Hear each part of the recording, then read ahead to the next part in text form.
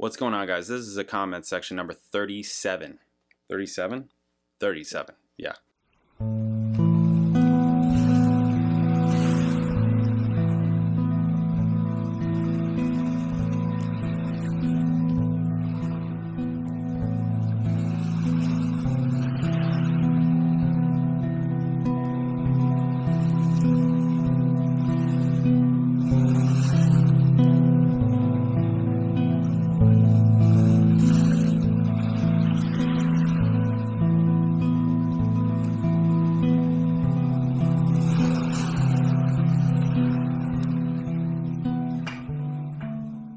All right, first up, Todd Mathers, 5075, what's going on? This is on Yes It Can Happen 90125. Rabin, yes, okay. Trying to understand why pop was a negative connotation. It's not that it was a negative connotation, it's that that's how this was portrayed to me as like they're poppy, like this is them trying to cross over type of thing. So like pop rock, pop prog, whatever. That's why I was saying that. It's short for popular music. Is that a bad thing? Reaching more people who become fans? We're not talking about Britney Spears here. These are musicians who write and play. This is such a good song, complex and full of melody. And yes, see what I did there? Radio friendly, right? This is not pop song tripe, just really pleasing to the ears for me anyway. And the whole album is like this. I don't feel compromised with the songs on this album. I see a group of smart, maturing musicians, even though not all of original Yes members are not part of it, who understood how to take some of their past and also adjust the current times and make music that had large appeal. Yeah, I'm fine with it. It's not a big deal to me. I wasn't trying to make it a negative thing at all. I was... Again, that was like how it was portrayed to me. It's like a pop rock, like Yes pop rock, basically, like their version of it. I'm fine with pop music. I don't care what the style of music is. I care more about the song. Is it a good song? Is it a good performance? Is it a good recording? Those are things that I care about. Don't care about the style. Right? I don't. I truly don't care about the style. Anyways, cool. Thank you.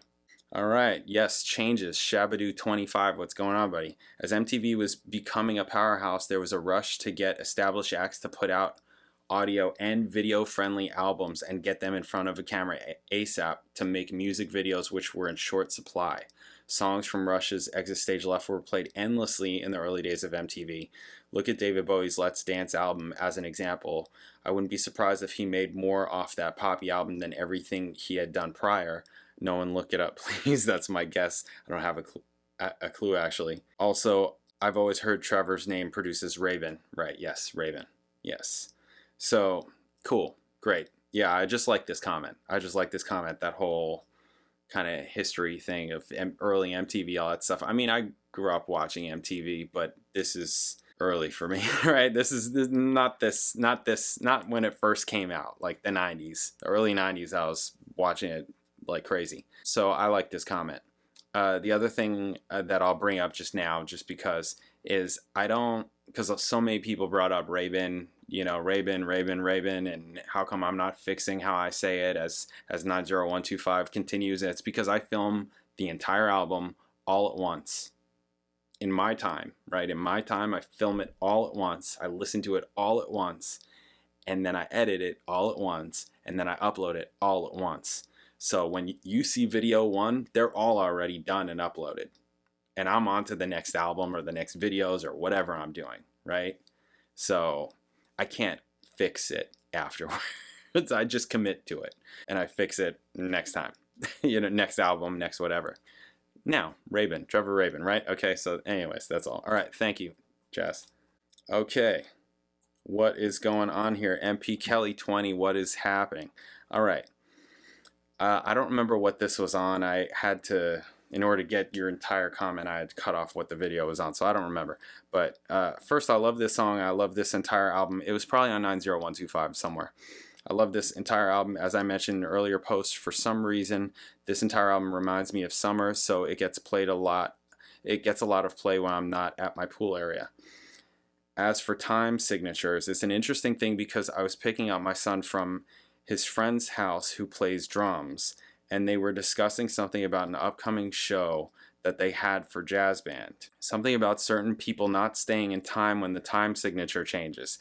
I mean, especially like in high school, time and things like that, like when you're first learning, when you're first getting it, it's, you have to develop a feel for it, right? You have to develop a feel for it. This is where me listening to and being really into Dream Theater really helped that, because they were just doing all of it. Not that I was performing Dream Theater, I wasn't. It was just getting in my ear, right? I can't remember exactly. But anyway, I asked the drummer, does he have a difficult time keeping time when the time signature changes himself? And his response was, I rely on Dan to keep me in time. If Dan messes up, then I mess up. Dan is my son who plays bass, yes. So I was a little shocked that the drummer is relying on a bass player to keep time. I assume that's not normal, LOL. And this is the part that I'm going to get to, right? But I'll keep reading. I'm guessing he does okay job keeping time on bass because in the last few competitions, they have had no issues around that or no commentary around that. But I still find it weird, as I always thought it was the drummer. But I know this has nothing to do with the signature. But the conversation came up because of a song that had time signature changes. Okay, so when I was in high school, that's when I picked up bass. I already was playing saxophone. I'd been playing saxophone since second grade, so like, for a while. So like I was into music already, but I picked up the bass when I was a freshman. And I really wanted to play in the band. I wanted to play as much as I could, right? You need to tell me to practice that thing. I wanted to play. And I needed to learn how to read bass clef first, because I already was reading treble clef from saxophone. But I needed to learn how to read bass clef in order to play in the band at school. So that took me like a year and a half. They already had somebody, so like it was kind of like a little bit of that too. Also, it was electric bass. So they didn't use electric bass for everything. It was kind of just... a lot of times they would just use the piano player's left hand type deal, Anyways, eventually I did play bass for everything, for jazz band, for the show choir, for the regular choir, just for everything, right? Lots of times it was piano, bass, drums. And whenever there was any kind of tempo weirdness, they being the music teacher actually usually, would blame me.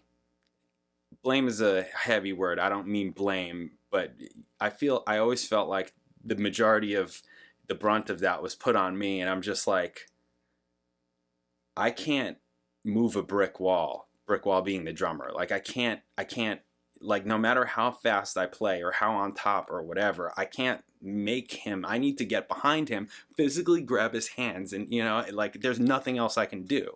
So I always thought that was unfair. I was like, and kind of thinking the same thing, like, yeah, that's on the drummer. In reality, it's on everybody. It's on everybody in the band, not just the bass player and the drummer, but it is heavily on the bass player and the drummer. And because they're always portrayed as the rhythm section, a unit, they get lumped in together. I think it's more the drummer than the bass player. But I do think that the bass player has a role in that. But his role is not that much different than the role that everybody else in the band has in keeping time, right? But it's really on the drummer. And to play with a drummer that has excellent time, it's sort of rare. It really depends. Even the players like at high levels, it depends. Like those are usually where you're going to find incredible timekeepers, like incredible. The joy is that as a bass player, you don't need to worry about the time at all, because you could just tell, you can feel that, oh, he's got it. He's got this down. I cannot worry about that. I can worry about other things, because if the time is weird, then all of a sudden I need to adjust how I'm playing. I need to play more basic. I need to think of the time and play with time, implying time, right? More, which locks me in to not being able to do other things, like maybe other melodic things, like, like stretching out in other kinds of ways, right? So, and when That's just what it is when that happens. Usually drummers have there are drummers that have a tendency to rush. There are drummers that have a tendency to drag. To me, you're one of the two. You're one of the two. There could be drummers that have pretty good time. Most drummers have pretty good time. But then depending on the song, it's like you can see like, oh, he tends to drag this song. And it's usually never, if he usually tends to drag, he usually never tends to rush. That's what I've come across. It's like you're one or the other. You're a rusher or you're a dragger. Or your time is just freaking impeccable. And that's, again, you know, I mean, I've played with those guys. It's like fantastic. It is fantastic. So, cool. All right.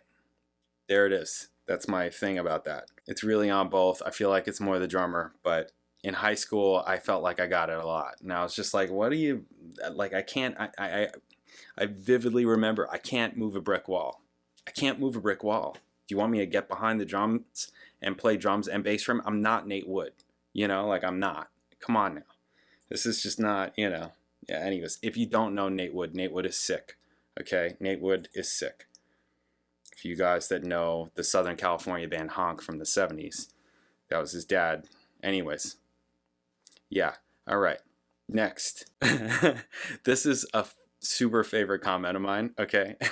This is from TheConnells 7475. You guys remember this? TheConnells. Reggie Kribari. What's going on, buddy? Hey, man. I'm sure you're super intelligent and qualified to review music. However, this review sucks.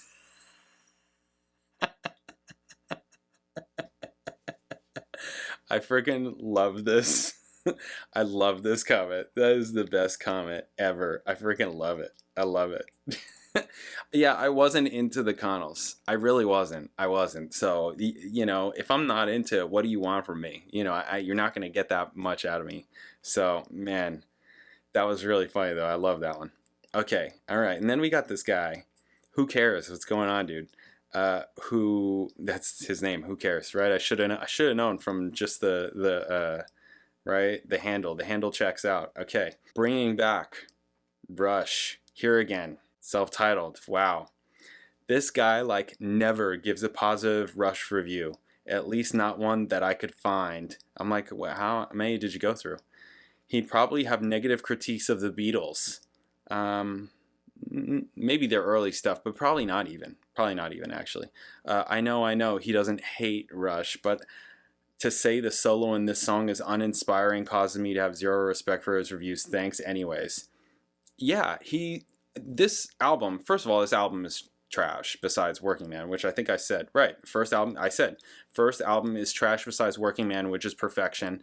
Also, Perfect Waves, and then I thought I would just give him some things that I was into from Rush, so he didn't have to waste his time with the rest of the first album or get into Caress of Steel or Fly By Night, you know, any of the other things that I thought were not as good.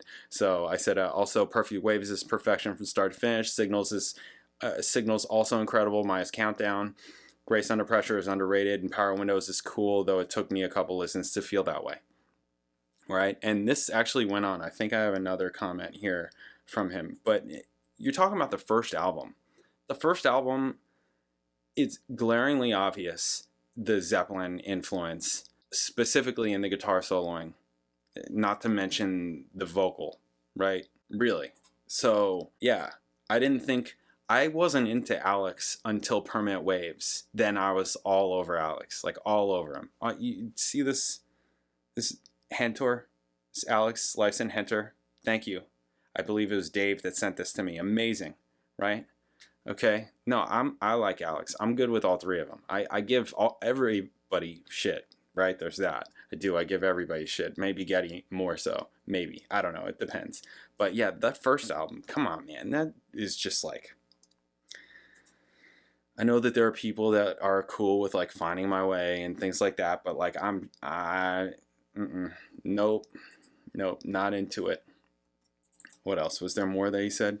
Then he said, first album is trash compared to what? Other hard rock albums. I mean, what do you mean compared to what? The album came out in 1974. Do we have to go through 1974 albums to see what compared to what? I mean, come on, man. 1970. No. No. Compared to the rest of 1974, the album is trash. Okay? Except for Working Man.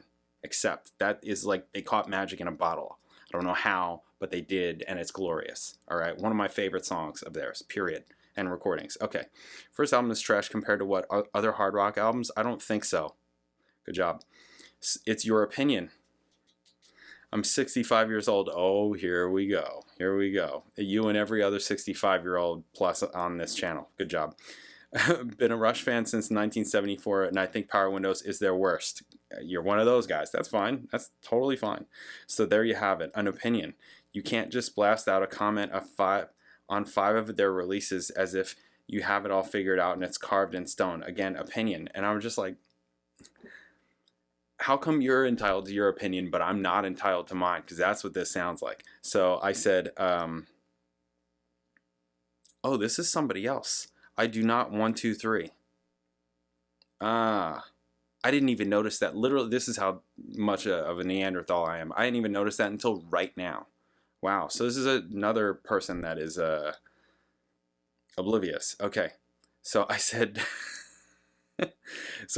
I do not 1, 2, 3, who apparently is different than who cares.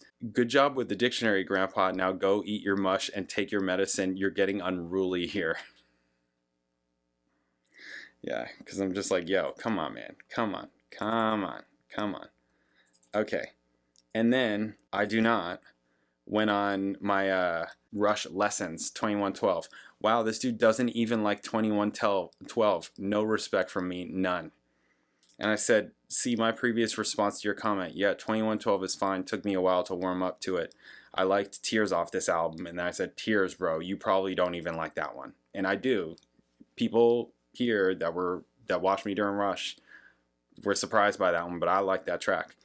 Things got better for me on albums after this, and that's accurate. That's just accurate. It took me a while to get 2112. It did. It took me a while. So, sorry, man. That's what it is. Anyways, that's what I got for you for this comment section. Thank you very much. I'll catch you in the next video.